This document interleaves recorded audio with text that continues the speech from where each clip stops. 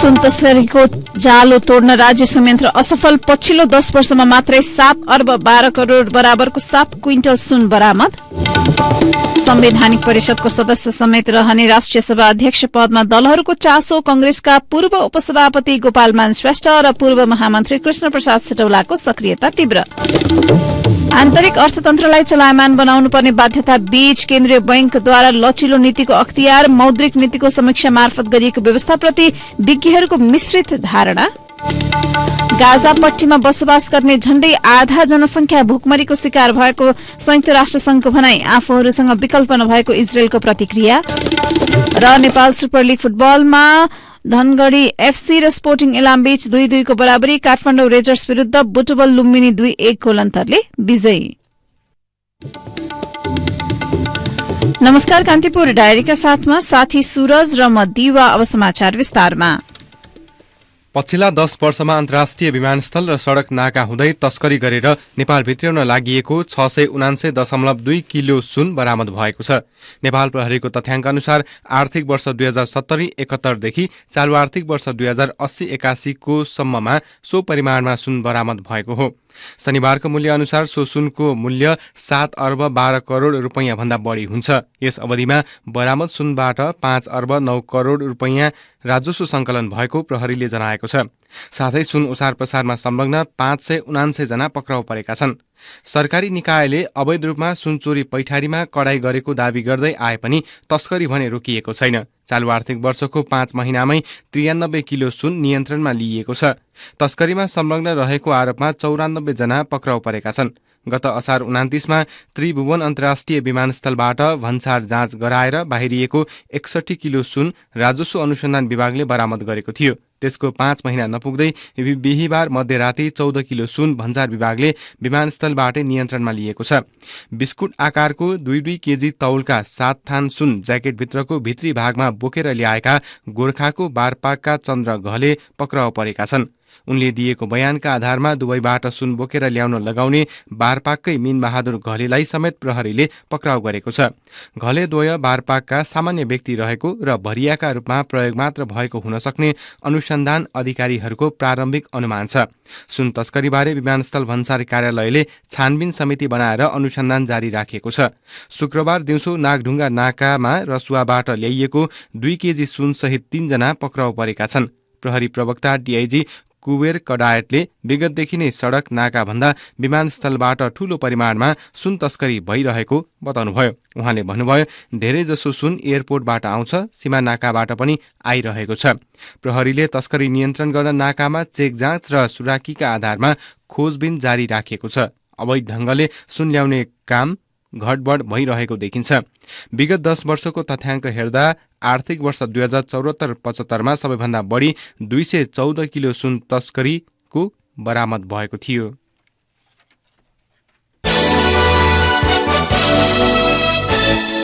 राष्ट्रिय सभाको अध्यक्ष बन्न कंग्रेसका पूर्व उपसभापति गोपालमान श्रेष्ठ र पूर्व महामन्त्री कृष्ण प्रसाद सिटौलाले सक्रियता बढ़ाउनु भएको छ। संवैधानिक आयोगका पदाधिकारी नियुक्तिको सिफारिश गर्ने 6 सदस्यीय परिषदको सदस्य समेत रहने भएकाले विशेष रुचि राख्दै आएका कंग्रेस सभापति शेरबहादुर देउबा भने 2 जना मध्ये कसलाई अघि बढाउने भन्नेमा मौन हुनुहुन्छ। निर्वाचनपछि मात्रै देउबाले औपचारिक रूपमा मुख खोल्ने उहाँ निकट नेता बताउँछन्। राष्ट्रिय सभाका अध्यक्ष गणेश तिमल सिन्हा सहित 20 सांसदको अवधि आगामी फागुन 20 गते सकिँदैछ। म्याद सकिनुभन्दा 1 महिना अगावै निर्वाचन सम्पन्न गरिसक्नुपर्ने संवैधानिक प्रावधान बमोजिम रिक्त स्थान पूर्तिका लागि माघ 11 मा निर्वाचन हुँदैछ। अध्यक्ष बन्नका लागि श्रेष्ठ र सिटौलाले राष्ट्रिय सभामा सांसद हुने चाहना राख्नु भएको छ। 20 सांसद मध्ये 19 जना निर्वाचनबाट, 1 जना मन्त्री परिषदको सिफारिशमा राष्ट्रपतिबाट नियुक्त हुने व्यवस्था छ। संविधान जारी भएपछिका 2 संसदीय निर्वाचनमा पराजय बेहोरेका सिटौलाले जीवनको उत्तरार्धमा सक्रिय राजनीतिबाट सम्मानजनक बहिर्गमन खोज्दै आउनु भएको छ। त्यसका लागि राष्ट्रिय सभा अध्यक्ष उपयुक्त अवसर भएको भन्दै उहाँ निकट नेताहरूले समेत सत्ता गठबन्धनमा आबद्ध दलहरूसँग छलफल गर्न सुझाउँदै आएका छन्। 19 सीटका लागि हुने निर्वाचनमा सत्तारूढ दलहरूले चुनावी गठबन्धन गर्ने निर्णय गरिसकेका छन्, तर सीट भागबण्डाको विषयमा महामन्त्री विश्वप्रकाश विषयमा आगामी सातादेखि छलफल हुने कांग्रेस महामन्त्री विश्वप्रकाश शर्माले बताउनुभयो। उहाँका अनुसार सत्तारूढ दलबाट रिक्त हुने संख्या कायम राखेर प्रमुख प्रतिपक्ष एमालेको सिटमा भागभण्डा हुनेछ। राष्ट्रिय सभामा एमालेका 8, कांग्रेसका 4, माओवादी केन्द्रका 3, एकीकृत समाजवादीका 2, जसपाको 1 र स्वतन्त्र 1 गरी 19 पद रिक्त हुँदैछ। यस्तै अध्यक्षकै लागि भनेर पार्टीका पूर्व उपसभापति समेत रहेका गोपालमान श्रेष्ठले लबिङ गरिरहनु भएको छ। श्रेष्ठ समानुपातिकबाट सांसद हुन नसकेपछि राष्ट्रिय सभामा आउन लाग्नु भएको हो। उहाँको नाम समानुपातिक सूचीमा आदिवासी जनजाति क्लस्टरमा 1 नम्बरमा थियो, तर सभापति देउबाले खस आर्यबाट प्रकाश शरण महतलाई बनाएपछि श्रेष्ठ प्रतिनिधि सभाको सांसद हुने रिङबाट बाहिरिनुभयो। राष्ट्रिय सभा अध्यक्ष हुनेकै लागि उहाँले 2 महिना अघि समानुपातिक सूचीबाट आफ्नो नाम पनि हटाउनु भएको छ। निर्वाचन आयोगका प्रमुख आयुक्त दिनेश थपलियाका अनुसार उम्मेद्वार मनोनयनको अघिल्लो दिनसम्म नाम हटाएमा समानुपातिक सूचीमा रहेकाहरू पनि राष्ट्रिय सभाका सदस्यका लागि उम्मेद्वार बन्न सक्नेछन्।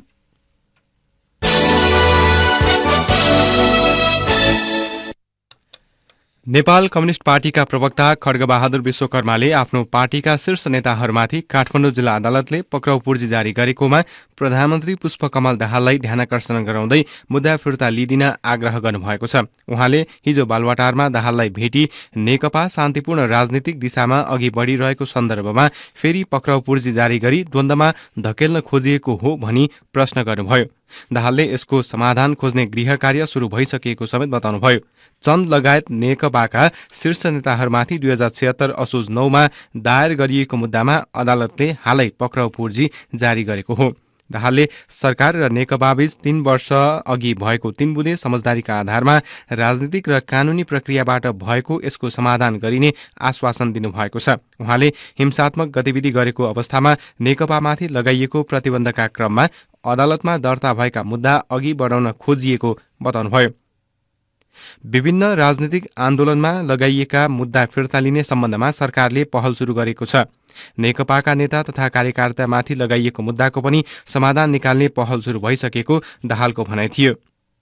उहाँले आफ्नो पहलमा बनेको समाजवादी मोर्चाको एक घटक नेकपाका महासचिव नेत्र विक्रम चन्द, प्रवक्ता विश्वकर्मा लगायत नेतामाथि पक्राउ पूर्जी जारी गरेकोमा असन्तुष्टि जनाइसक्नु भएको छ।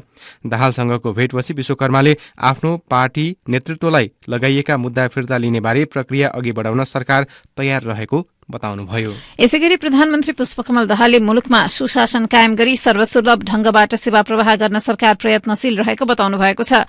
भ्रष्टाचार विरुद्धको अन्तर्राष्ट्रिय दिवसको अवसरमा काठमाडौँमा आयोजित कार्यक्रममा सम्बोधन गर्दै प्रधानमन्त्री दाहालले सुशासनका लागि भ्रष्टाचार नियन्त्रण अनिवार्य शर्त रहेको बताउनु भएको हो। पछिल्लो समय भ्रष्टाचारको स्वरूप समेत फेरिँदै गएको भन्दै उहाँले यसको नियन्त्रणका लागि राज्यका सबै संयन्त्र जिम्मेवार हुनुपर्ने बताउनुभयो। प्रधानमन्त्री दाहालको भनाइ छ, भ्रष्टाचारको प्रकृतिमा प्रविधिको विकाससँगै जटिलता उत्पन्न हुँदै गएका कारण भ्रष्टाचारको नियन्त्रण पनि राज्य त्यत्तिकै चनाको र प्रविधिको सदुपयोग गर्न सक्षम हुनुपर्दछ। भ्रष्टाचार नियन्त्रण गरी सभ्य समाज निर्माण गर्ने कार्यमा राज्यका सबै जिम्मेवार संयन्त्र, निकाय र पदाधिकारीले गम्भीरतापूर्वक आफ्ना कानूनी दायित्वलाई अझ बढी जिम्मेवारीका साथ निर्वाह गर्ने प्रतिबद्धता पनि विशेष जरुरी छ। भ्रष्टाचार विरुद्धको राष्ट्रसंघीय महासन्धिको कार्यान्वयनका लागि प्रधानमन्त्री तथा मन्त्री परिषदको कार्यालयले सम्पर्क निकायमा काम गरिरहेको दाहालको भनाइ छ। कान्तिपुर डायरीमा अब ब्रेकको पालो।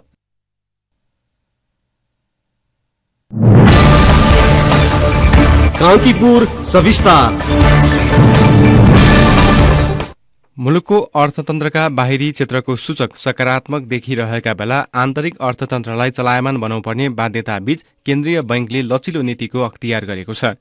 ब्याजदर घट्न र कर्जा प्रवाह बढ्न सहयोग पुग्ने गरी नीतिगत परिवर्तन राष्ट्र बैंकले गरेपछि यसबाट अर्थतन्त्रमा पार्ने प्रभावबारे विभिन्न कोणबाट व्याख्या र विश्लेषण भइरहेका छन्। राष्ट्र बैंकको लचिलो नीति स्वागत योग्य भए पनि अर्थतन्त्रलाई कस्तो असर पार्ने हो त्यो भने निश्चित छैन।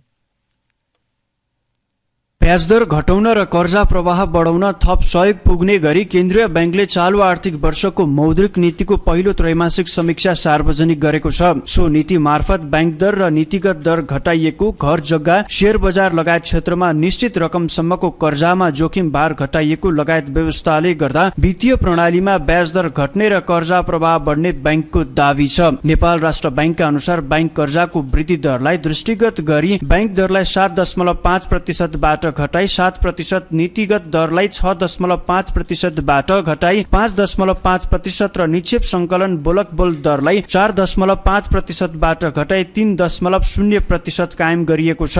बैंक तथा वित्तीय क्षेत्रमा नियतवश कर्जा भुक्तान नगर्ने ऋणीलाई कारबाहीको व्यवस्थामा थप कडाई गर्ने समीक्षामा उल्लेख छ। त्यस्तै बैंक तथा वित्तीय संस्थाले समस्यामा परेका ऋणीबाट प्राप्त निवेदनको विश्लेषणका आधारमा बक्यौता ब्याजको 10% रकम असुल गरी कर्जा पुनर्संरचना गर्ने उल्लेख छ। चैत मसान्तसम्म कर्जाको पुनर्संरचना गर्न सक्ने क्षेत्रहरूको विस्तार गरिने समीक्षामा जनाइएको छ। लघुवित्त संस्थाबाट कर्जा लिई वास्तविक रूपमा समस्या परेका ऋणीहरूलाई चैत मसान्तसम्म निवेदन दिएमा सो ऋणीहरूको कर्जालाई पुनर्संरचना गर्न सक्ने बैंकले जनाएको छ। राष्ट्र बैंकले समीक्षा मार्फत गरिएको नीतिगत व्यवस्थाप्रति निजी क्षेत्र केही हदसम्म सन्तुष्टि देखिएको छ। मौद्रिक नीतिको समीक्षा मार्फत गरिएका नीतिगत परिवर्तनले शेयर कारोबार वा घर जग्गा कारोबार बढ्दैमा अन्य क्षेत्र समेत बढ्छ भन्ने नमिल्ने व्यवसायी दिनेश श्रेष्ठको भनाइ छ। नेपाल उद्योग वाणिज्य महासंघका पूर्व उपाध्यक्ष समेत रहेका श्रेष्ठले नयाँ व्यवस्था स्वागत योग्य भए पनि सम्पूर्ण रूपमा सही भएको भन्न नमिल्ने दावी गर्दै भने उद्योगिक व्यवसायमा एउटा राम्रो कुरा भनेको पुनर्तालिकाकरण पुनर्संरचना गर्न सक्ने भनेर भनिएको छ। त्यसमा विलफुल र नन विलफुल भन्ने कुरै छैन। अहिलेको हिसाबमा हामीलाई सबैलाई चाहिँ एउटा सजिलो हुने सहज हुने र ब्याज दरलाई घटाउनलाई बैंकहरू बाध्य हुने त्यस्तो टाइपको बैंक बीचमा कम्पिटिसन हुनुपर्ने र त्यस्तो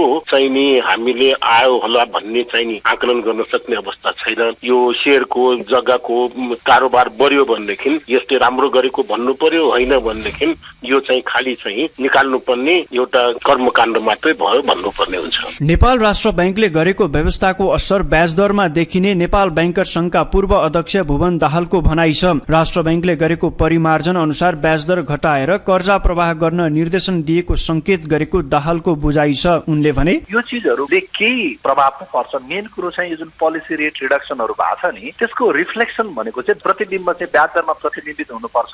बैंकहरूले प्रकाशित गर्ने निक्षेप र कर्जाको ब्याज दर के हुन्छ भन्ने कुरासँग सम्बन्ध हुन्छ। तर राष्ट्र बैंकले संकेत चाहिँ के गर्यो भन्दाखेरि अब तिमीहरूले ब्याज दर घटाएर बजारमा चाहिँ कर्जा प्रवाह गर्ने दिशातर्फ अघि बढ भनेर राष्ट्र बैंकले यो संकेत दियो। अब बैंकहरूले यो संकेतलाई कसरी बुझेर कार्यान्वयन गर्नुहुन्छ, उद्यमीहरूले कसरी बैंकमा कर्जा लिन आउनुहुन्छ त्यसमा भर पर्छ। तर इन्टेन्सन र डिरेक्सन चाहिँ पोजिटिभ छ। मौद्रिक नीतिको समीक्षापछि भूकम्प पीडितको 25 लाखसम्मको आवासीय घर कर्जा दरमा 2% बिन्दु भन्दा बढी प्रिमियम जोड्न नपाउने व्यवस्था गरिएको छ। सो प्रयोजनका लागि साविकको कर्जा धितो अनुपातमा बैंक तथा वित्तीय संस्थाले 10% वा सो भन्दा बढी बिन्दुसम्म थप गर्न सक्ने व्यवस्था छ। बैंक तथा वित्तीय संस्थाले वितरण गर्ने रियल एस्टेट कर्जा 50 लाख भन्दा बढीको शेयर धितो कर्जाको जोखिम भार घटाई 125% कायम गरिनेछ। 50 लाख रुपैयाँसम्मको आवास कर्जाको हकमा मासिक किस्ता आम्दानी अनुपात बढाई 60% कायम गरिने बैंकको भनाइ छ। मौद्रिक नीतिको समीक्षा मार्फत गरिएका व्यवस्थालाई लिएर मिश्रित खालका टिप्पणी भएका छन्। अर्थविद रेशम थापा पछिल्लो व्यवस्थाले अर्थतन्त्रलाई सकारात्मक दिशामा लैजाने बताउँछन्। प्राइभेट सेक्टरको पनि ठूला खालका प्राइभेट सेक्टरहरूका पट्टावाला प्राइभेट सेक्टरहरूको केही पेमेन्टहरू रोकिएको कारणले आर्थिक चलायमान क्षति हुनुपर्ने गतिविधि भएन भन्ने आम बुझाइ थियो अरे। त्यसलाई चिर्नको लागि अलि अगाडि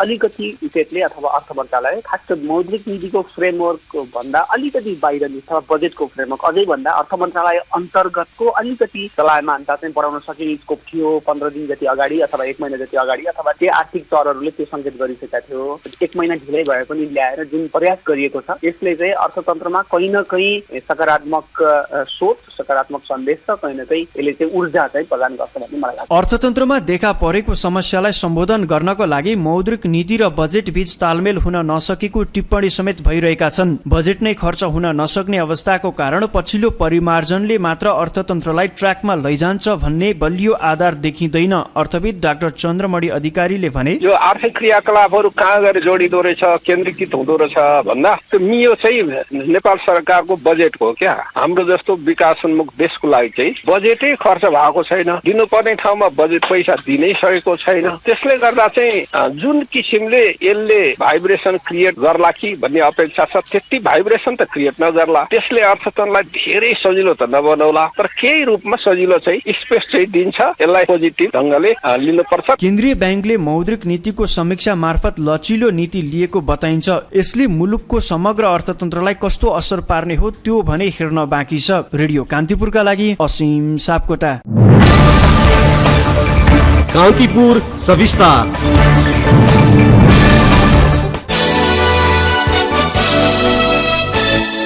सामाजिक सञ्जाल प्लेटफर्महरूको प्रतिनिधि संस्था एसिया इन्टरनेट कोअलिसन एआईसीले अघिल्लो महिना नेपाल सरकारले कार्यान्वयनमा ल्याएको सामाजिक सञ्जाल सम्बन्धी निर्देशिकाप्रति चासो व्यक्त गर्दै यो अव्यावहारिक र अन्तर्राष्ट्रिय मान्यता विपरीत भएको जनाएको छ। निर्देशिकामा भएका प्रावधान प्लेटफर्म सञ्चालकहरूसँग आवश्यक सल्लाह नगरी बनाइएको र त्यसले विदेशी लगानीका व्यवसाय सञ्चालनमा अवरोध खडा गर्ने भन्दै एआईसीले यसमा थप छलफल गर्न आग्रहसहित नेपाल सरकारलाई पत्र पठाएको छ।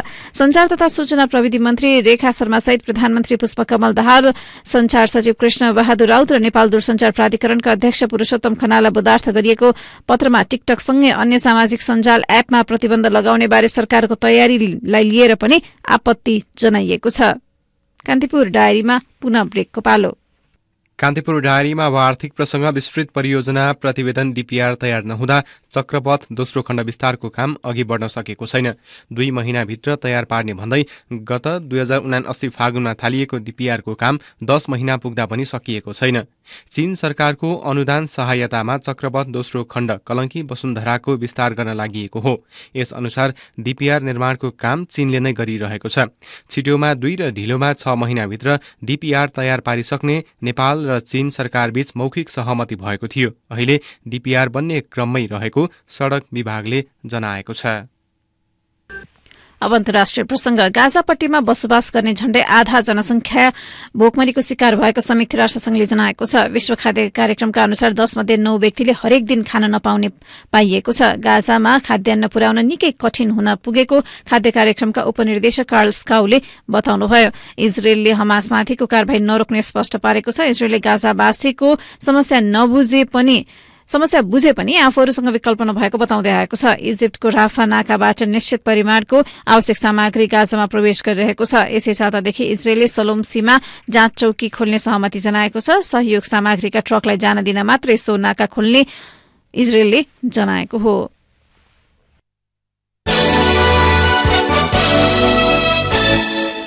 अब खेल प्रसंग। नेपाल सुपर लिग फुटबलमा अपराजित यात्रा कायम राखेको धनगढ़ी एफसी स्पोर्टिङ इलामसँग बराबरीमा रोकिएको छ। काठमाडौँको त्रिपुरेश्वर स्थित दशरथ रंगशालामा भएको खेलमा धनगढ़ी र इलामले 2-2 गोलको बराबरी खेलेका हुन्। सुरुवाती अग्रता जोगाउन नसक्दा इलामले बराबरी बिहोर्न बाध्य भएको हो। 2-0 ले पछि परेको धनगढ़ीले भने दोस्रो हाफमा पुनरागमन गर्दै हार तारेको थियो। यस्तै अर्को खेलमा बुटोल लुम्बिनी एफसीले काठमाडौँ रेजर्सलाई 2-1 गोल अन्तरले पराजित गरेको थियो।